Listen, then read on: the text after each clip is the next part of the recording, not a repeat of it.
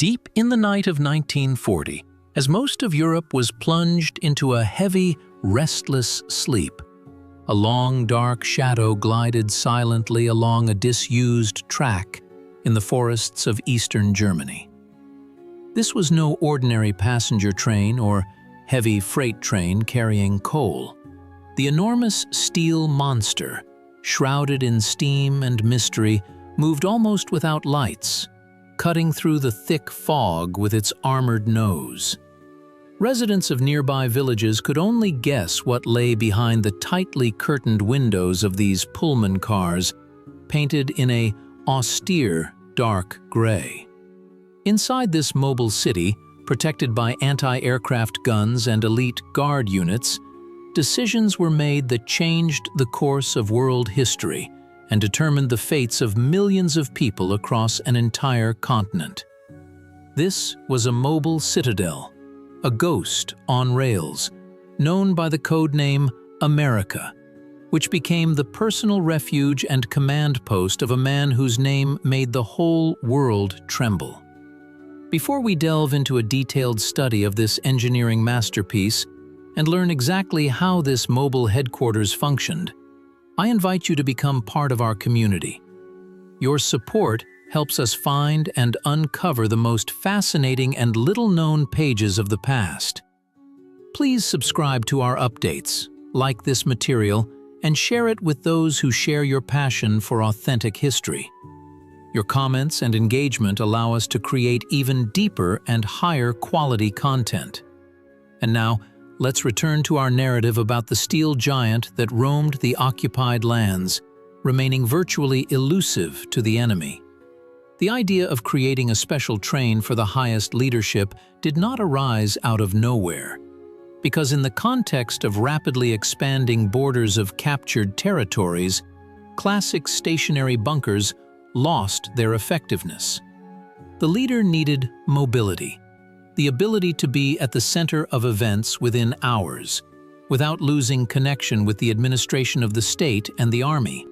The America train represented the pinnacle of technical thought of that time, embodying the power of industrial potential and a paranoid pursuit of security.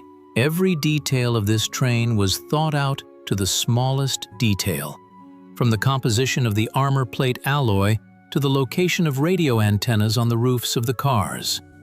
The total length of this formidable caravan varied depending on current tasks, but usually it comprised 10 to 16 specialized cars.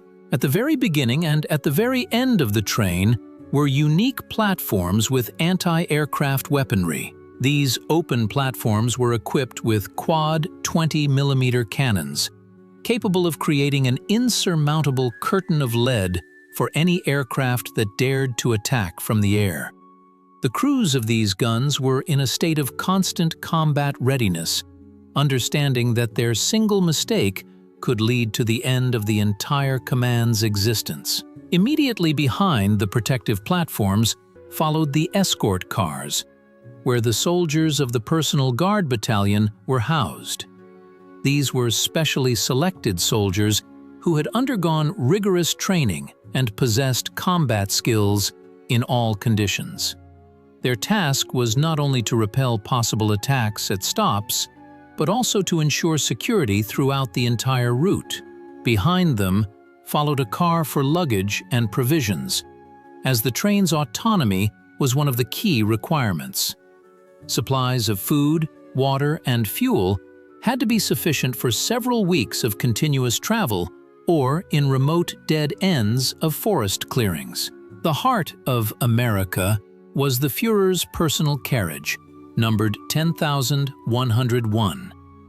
Outwardly, it differed little from the others, which was part of the camouflage strategy, but inside, it represented a combination of austere comfort and functionality. The interior was made with precious woods, but without the excessive pomp that could be found in the imperial chancellery. Here was a study, a sleeping compartment, a small bathroom, and a reception hall.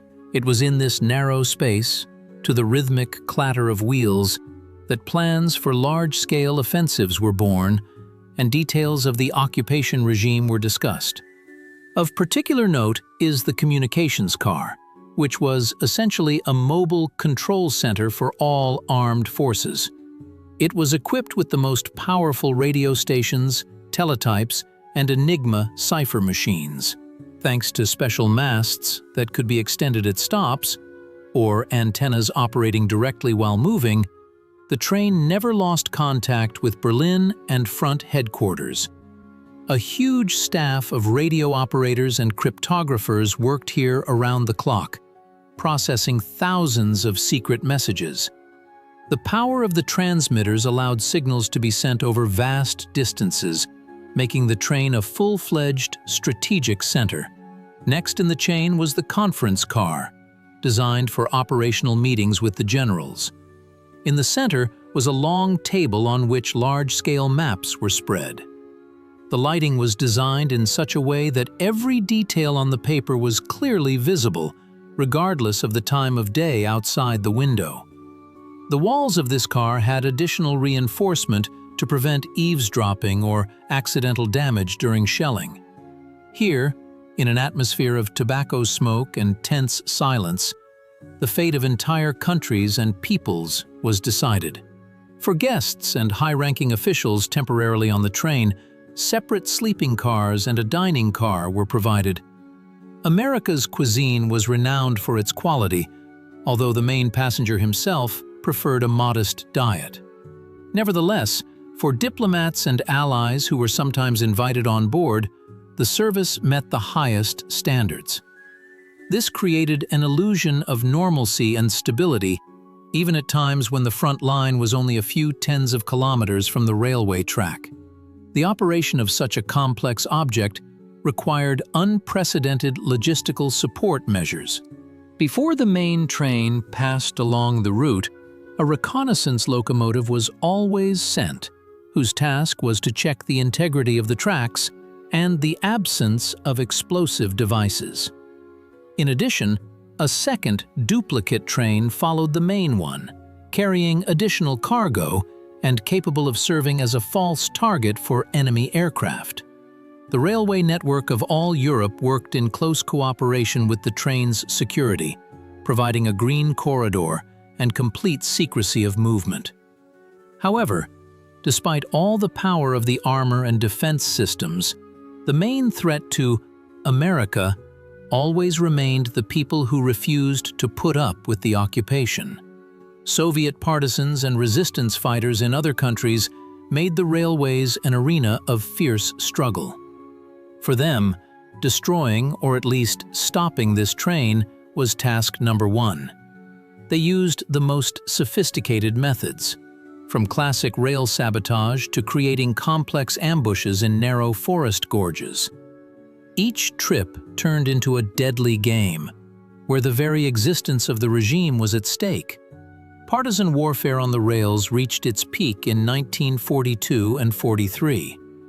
Groups of popular Avengers meticulously studied train schedules, trying to pinpoint that very specific train.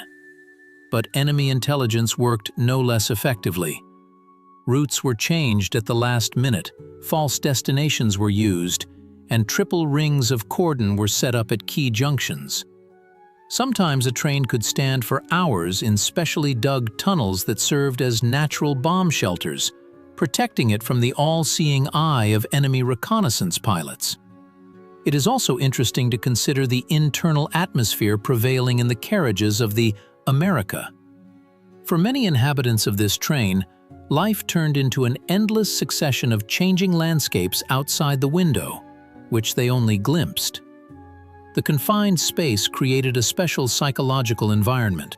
The constant presence near the leader, the awareness of one's own significance, and at the same time a panicked fear of making a mistake, created a volatile mixture of tension. Adjutants, secretaries, doctors, and stenographers lived at a rhythm dictated by the mood of one man. If he suffered from insomnia, the entire train stayed awake with him. In this metallic cocoon, personal ambitions and fears manifested most vividly. Ministers and generals waged a quiet struggle for the right to be closer to compartment number 1. For a few minutes of private conversation in the narrow corridor of the carriage could mean more than hours-long reports in an official setting. Intrigues were spun right under the clatter of wheels, and the fates of high-ranking officers were decided between breakfast and reviewing fresh reports from the battlefields. The internal world of the train was a reflection of the entire regime, rigid, hierarchical, and imbued with mutual distrust. From a philosophical point of view, the America train represented a strange paradox. The man who claimed world domination and built gigantic granite buildings in Berlin actually spent most of his time in a moving steel box. This was a form of nomadism, a forced necessity to hide and constantly move to avoid retribution. The mobile palace was both a symbol of power and an acknowledgement of its vulnerability. The more lands fell under the aggressor's heel, the more often he had to change his location, as if trying to escape the inevitable end. The very essence of such a train's existence underscored the clash of two value systems. On one side, belief in technical superiority, in iron order and the invincibility of armor. On the other, the invisible but constant presence of resistance that could not be suppressed by cannons. Every kilometer of the journey covered by the America was an act of will, but this path inevitably led to a point where technology ceases to save. The conflict between the desire to control everything from one point and the chaos of war tearing apart railway arteries became more and more evident with each passing year. The turning point came when Allied air superiority became absolute. If previously the train's anti-aircraft guns could drive off lone planes, now entire squadrons hunted for any moving train. The America was increasingly forced to spend daylight hours in shelters, under camouflage nets, or deep within mountains. From a symbol of offensive, the train turned into a means of salvation. Strategic meetings now more often concerned not the capture of new territories, but the retention of old ones and the minimization of losses. In 1944, the train's routes became shorter and more dangerous. The Eastern Front was relentlessly approaching Germany's borders, and many familiar stopping places found themselves within range of Soviet artillery. The train, once proudly named after a distant continent, was renamed Brandenburg, reflecting the narrowing horizons and a return to its origins. But a change of name could not change reality. The steel giant increasingly stood idle on sidings, while its owner was in underground concrete bunkers. The final chapter in the history of this train unfolded in May 1945 in the foothills of the Alps. When collapse became evident and the ring of encirclement closed, the decision was made to destroy what had for many years served as a symbol of power. Special sapper teams prepared the carriages for demolition, so that secret technologies and documents would not fall into the hands of the advancing troops. Enormous explosions turned armored walls into piles of twisted metal. What was once a mobile world command center became, in an instant, dust buried beneath the debris of a bygone era. Reflecting on the fate of America, we might ask ourselves, what would you have done, finding yourself in the place of those who were supposed to ensure the safety of this train? Or, conversely, tried to stop it? Write in the comments which aspect of this story you find most striking: the technical perfection of the machine, or the incredible hunt waged against it by partisans. Your opinion is extremely important for understanding how contemporary people perceive these dramatic events of the past. We always read your reflections with interest and try to answer the most thoughtful questions. The story of the ghost train teaches us an important lesson about the nature of power and its limits. No armor, however thick, can protect against the passage of time and the consequences of decisions made. Technology can provide a temporary advantage, but it cannot replace wisdom and humanity. In the modern world, we see echoes of this concept in the protected mobile command centers of presidents, or in specialized doomsday planes. The idea of governing a state from a protected mobile point continues to live on, transforming under the influence of new threats. Today, only a few fragments of America remain in museums and rare archival photographs. However, the legend of the train that could appear from nowhere and disappear into nowhere continues to excite the minds of researchers. This is a reminder of how human genius can be directed towards creating instruments of control and suppression, and how ultimately these instruments prove powerless in the face of a general will for freedom. By studying such objects, we better understand the mechanics of great conflicts and the value of a world in which we do not have to hide in armored carriages. Returning to that dark night with which our narrative began, we see how the shadow of the train forever dissolves into the mists of history. The hook thrown at the beginning, the image of a mysterious train, now acquires its full meaning. It was not just transport, but the materialized fear and ambition of an entire system. The America train ran its course to the final station, leaving behind only cold metal and bitter lessons. And in this completion of the journey lies a deep symbolism. Any tyranny, however protected it may seem, sooner or later arrives at its dead end, from which there is no escape but into oblivion. Concluding this immersion into the past, I want to thank you for having walked this long path with me. History is not just dates and facts. It is the living fabric of events that continues to influence our lives today. I hope this story of a steel citadel has helped you see new facets of well-known events and reflect on how fragile the world is and how important it is to preserve the memory of its darkest pages. I look forward to seeing you in our next explorations, where we will continue to uncover the mysteries hidden behind the veil of time. Don't forget to check if you are subscribed to the channel so you don't miss new, exciting stories. See you soon in a space where the shadows of the past come alive and the meanings of the future are born. Would you like me to tell you more about the technical characteristics of the anti-aircraft platforms of this train? Or perhaps prepare material about other secret vehicles of that era? Your wishes determine the vector of our development. Write to me about it, and we will definitely return to the topics most interesting to you.